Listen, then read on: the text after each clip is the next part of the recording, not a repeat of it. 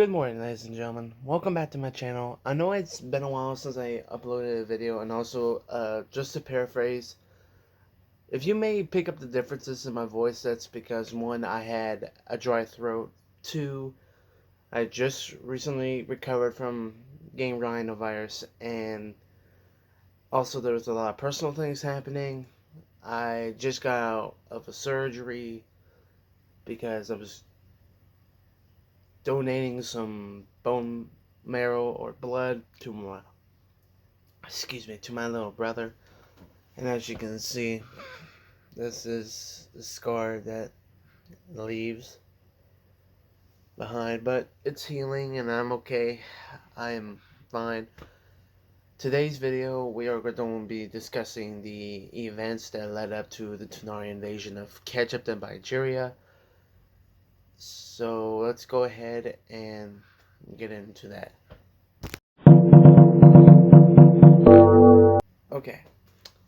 Before the nation of Tanarian would invade the countries of Ketchup and Nigeria, let's talk about how Tanarian was struggling with financial debt and terrible leadership. On Wednesday, June 5th, 2024, the old leader of Tanarian, President Tranif, was trying to rerun as president of the Tanarian democracy he created after winning the Tanarian Civil War back in October of 2021. Tranif, as leader, had destroyed what General Doom and other SARS have always enforced, which was communism, nationalism, and oppression against other countries. But since then, they haven't been involved in any war, and trying to force the country to oversell its natural resources to build a strong economy, which it did, but it also left many civilians hungry and unemployed in the working industries. Plus, with the money collected, Tranaf saved all the income of money through Tenaria's trade around the world and would pay his soldiers once in a while, which means there were less soldiers to guard and protect the country from foreign and neighboring enemies, which also made the people even more angry towards his actions. People were happy when Tranaf enforced equal pay and promises of no anarchy or classification of certain classes, since he wanted his people to live free from living in poor conditions. But he made them worse, which made the people look towards a man by the name of Suleiman Mustafa. Mustafa wanted to get rid of Tranif's ways because his decisions were making the people vulnerable to their enemies and breaking the promises he gave. So Suleiman ran against Tranif and won the election. He reached out to the countries of Red on who and would immediately win the election by overall majority vote.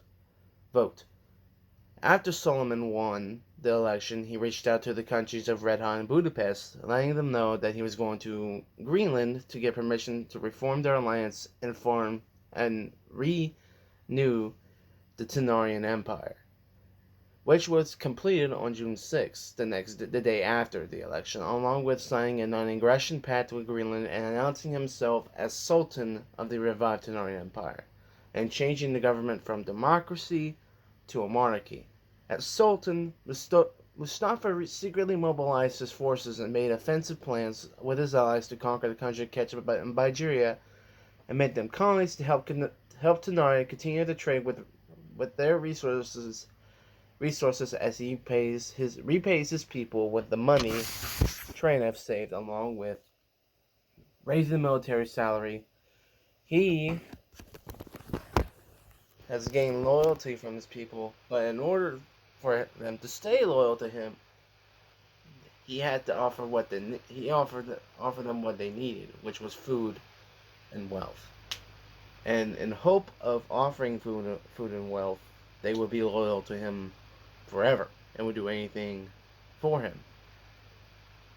So basically, what we got here is Tranif wasn't doing what he was told, wasn't making things better for people, but he was kind of selfish in a way and ruined Tanaria's legacy or standpoint as a nation.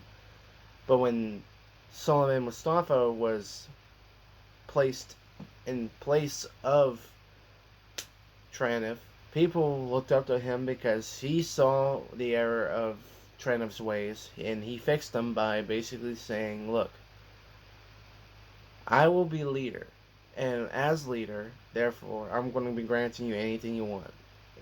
Doesn't matter what it is, doesn't matter how it will be made, how it will be given, I will make it. I will give you guys food, I will give you guys wealth, I will help you live, I will help you, I will help this country relieve of its debt to the Allies, and as long as you guys support me, it will happen." So basically, kind of like a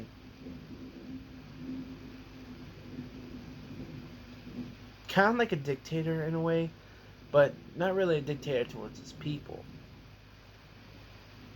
He wanted to do what's best for his people, and the best for his people is to raid other countries' supplies and sell them, even though they're not really his. They were really someone else's stuff, and with the money that his. And you must be wondering, why didn't he just, like, why didn't he just give the money back to his people? He did, but only a fraction of it. The rest was towards his military, because he wanted this strong, engaging, and intimidating military force to protect not only the country, but also when it comes to his plan, which was to invade Kejip and Nigeria. He wanted them to be extra ready.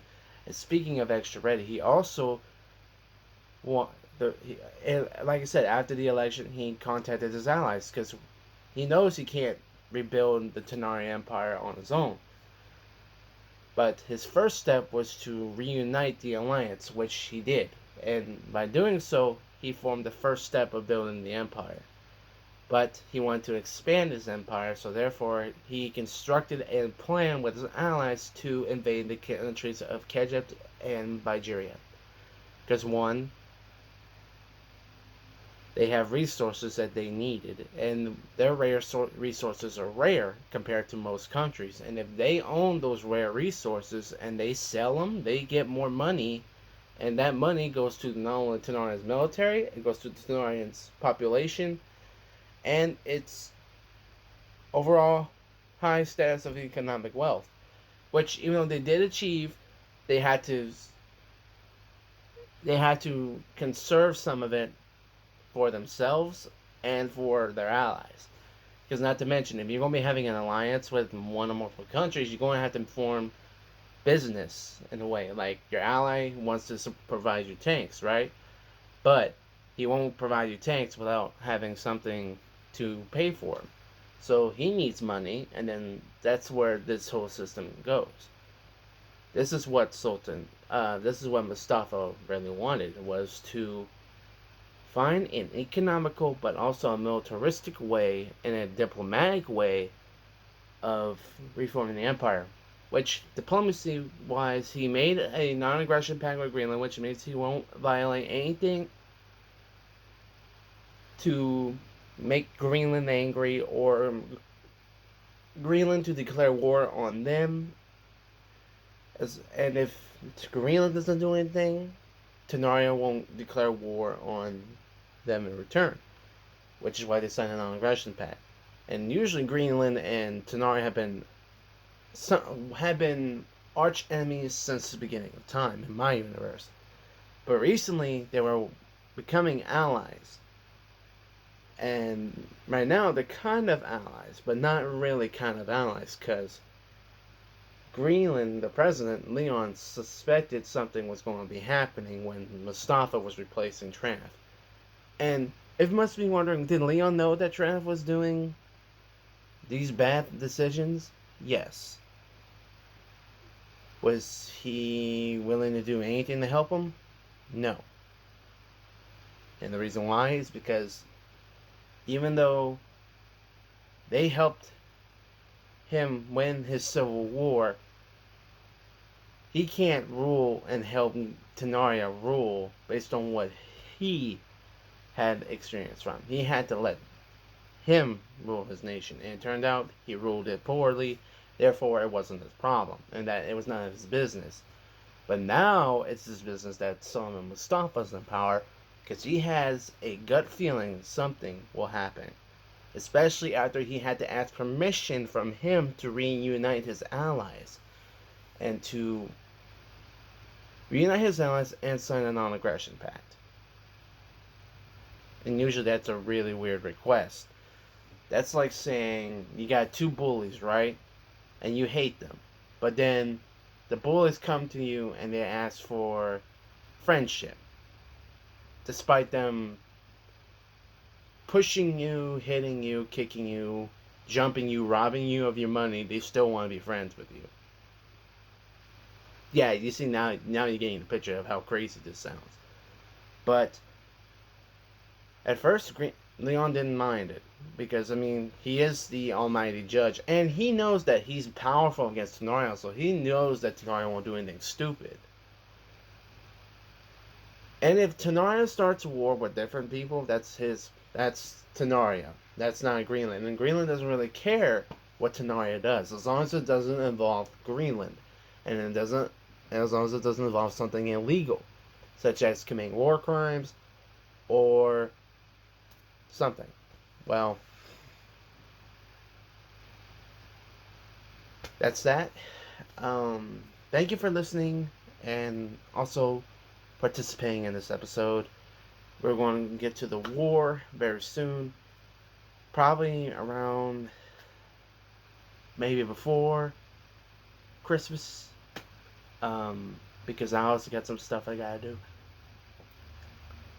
Trying to recover from this throat. And that's not only that, I have a dry throat, so if I sound like normal, but also the reason why I'm doing this and it kind of hurts because I've been drinking water and everything, but it doesn't help. But either way, thank you guys for watching, and I will see you guys soon.